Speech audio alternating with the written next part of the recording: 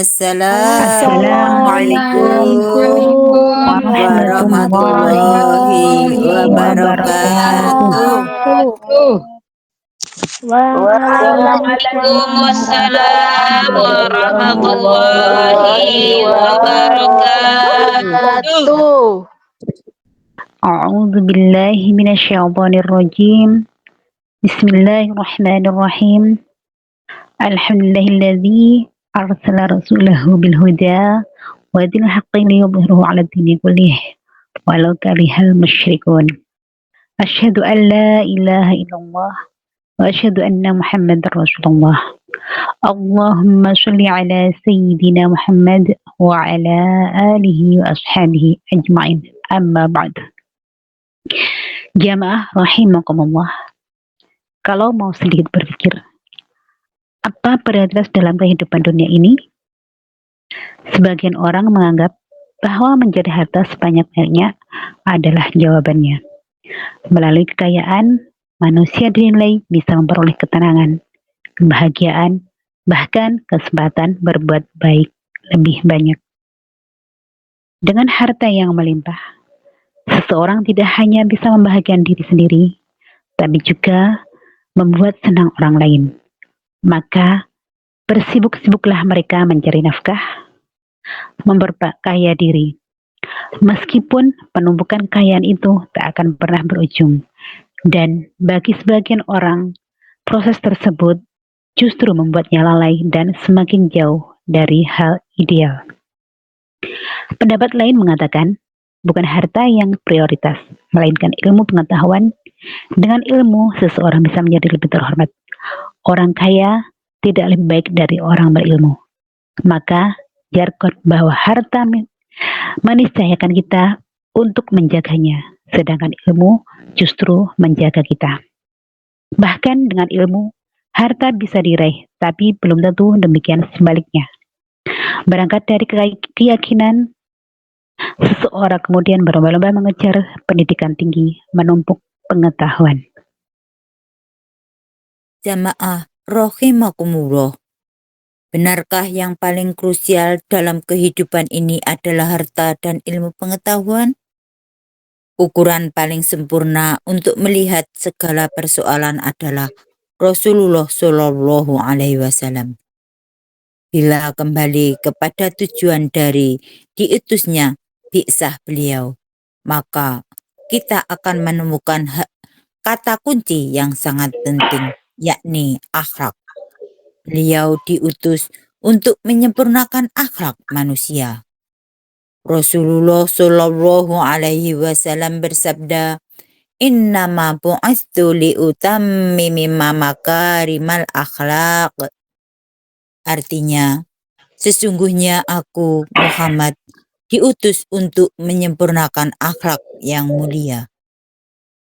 Rasulullah diutus bukan untuk membuat orang menjadi kaya atau semata-mata agar orang menjadi pintar, melainkan agar manusia memiliki akhlak sempurna. Ketika Nabi berdakwah, bangsa Arab secara umum bukan bangsa yang sangat miskin secara ekonomi ataupun sangat bodoh di bidang pengetahuan. Banyak situs Arab kuno yang menunjukkan bahwa masyarakat kala itu tergolong canggih, misalnya dalam membangun bendungan, saluran irigasi, atau teknik dan persenjataan perang. Hanya saja secara moral masyarakat Arab waktu itu secara umum ditimpa kemerosotan yang luar biasa. Kita kerap mengistilahkannya jahiliyah. Perbudakan, pelecehan terhadap perempuan, fanatisme kelompok, penindasan kaum lemah, riba, adalah sederet perilaku negatif yang menjangkiti bangsa Arab. Dengan demikian, kata jahiliyah sering kita dengar lebih merujuk pada pengertian jahiliyah fil akhlak atau kebodohan dari segi moral. Jauh sebelumnya, bangsa Arab sejatinya memiliki moral yang baik karena pengaruh ajaran Nabi Ibrahim.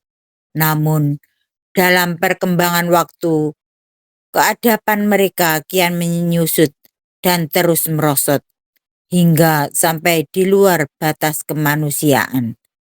Misalnya, mengubur hidup-hidup bayi perempuan. Rasulullah Shallallahu Alaihi Wasallam hadir untuk mengembalikan sekaligus menyempurnakan akhlak sebagaimana yang diajarkan nabi-nabi terdahulu. Melalui keteladanan beliau menegakkan prinsip tauhid, mengusung kesetaraan manusia, dan menyebarluaskan spirit kasih sayang di antara sesama. Di langit ada matahari bersinar menerangi bumi. Di langit ada matahari bersinar menerangi bumi. Cahayanya yang tajam menembus kegelapan, menerangi seluruh alam. Di bumi ada para nabi, utusan Rabbul Izzati. Di bumi ada para nabi, utusan Rabbul Izzati, membawa kebenaran, mencegah kezaliman, petunjuk jalan keselamatan. Rasulullah Shallallahu Alaihi Wasallam berjasa besar dalam merombak kondisi waktu itu dari kebiadaban menuju peradaban, bukan hanya di Arab, tapi juga segala penjuru dunia. Sebagaimana ungkapan Al-Quran yang berbunyi, "Wa ma arsalnaka illa rahmatan lil alamin."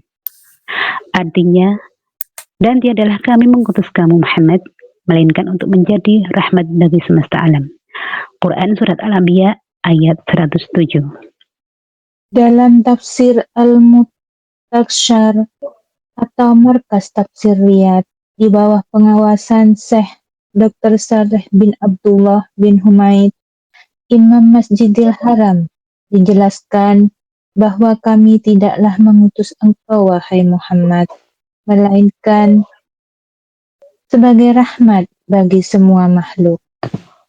Disebabkan mulianya sifatmu berupa rasa komitmen dan tekad untuk memberikan hidayah pada manusia dan menyelamatkan mereka dari azab Allah. Akhlaklah yang seharusnya menjadi prioritas dalam kehidupan ini, karena ia menjiwai seluruh perilaku utama.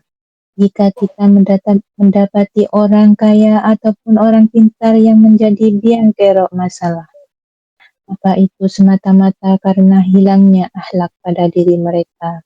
Begitu juga banyak orang kaya dan orang pintar yang hidup penuh manfaat bagi orang lain karena pribadinya berhias akhlak yang luhur. Ada belas kasih di hati mereka, ada rasa empati kepada orang lain, ada kedermawanan, ketawaduan, semangat membantu yang lain, dan lain sebagainya. Abdullah bin Mubarak, seorang ulama sufi adab pertengahan sebagaimana dikutip dalam Adabul Alim wal Muta'alim karya Hadrah Syekh Hashim Asy'ari, pernah menyatakan, "Nahnu ila qalilin minal adabi akhwaju minna ila katsirin minal ilmi." Yang artinya, kita lebih membutuhkan adab meskipun sedikit dibanding ilmu meskipun banyak. Harta tentu perlu, karena manusia hidup meniscayakan kebutuhan primer bedawi seperti makan, pakaian, juga tempat tinggal. Dan yang lebih penting dari harta adalah ilmu. Ilmu dan akal membedakan manusia dari karakter binatang. Namun yang lebih penting dari keduanya adalah akhlak. Sebab tanpa akhlak, manusia bukan hanya bisa seperti binatang, tapi bahkan bisa lebih rendah lagi. Karena itu, sebelum menjadi orang kaya atau orang pintar, jadilah terlebih dahulu orang yang berakhlak, orang yang beradab. Semoga kita mampu menjadikan akhlak sebagai fondasi utama bagi segenap gerak-gerik itu kita untuk meraih kebahagiaan bukan hanya di dunia tapi juga di akhirat kelak. Amin ya rabbal alamin. Barakallahu li wa lakum fil Qur'anil azim. Wallahu a'lam bishawab. Jika ada jarum yang patah, jangan disimpan di laci. Jika ada kata-kata yang salah dari kami, jangan disimpan di hati.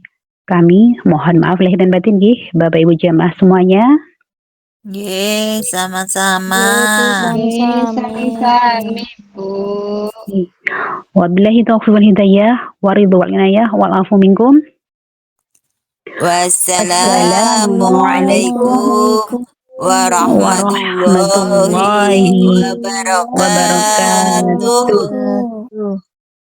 Waalaikumsalam warahmatullahi wabarakatuh. Wabarakatuh.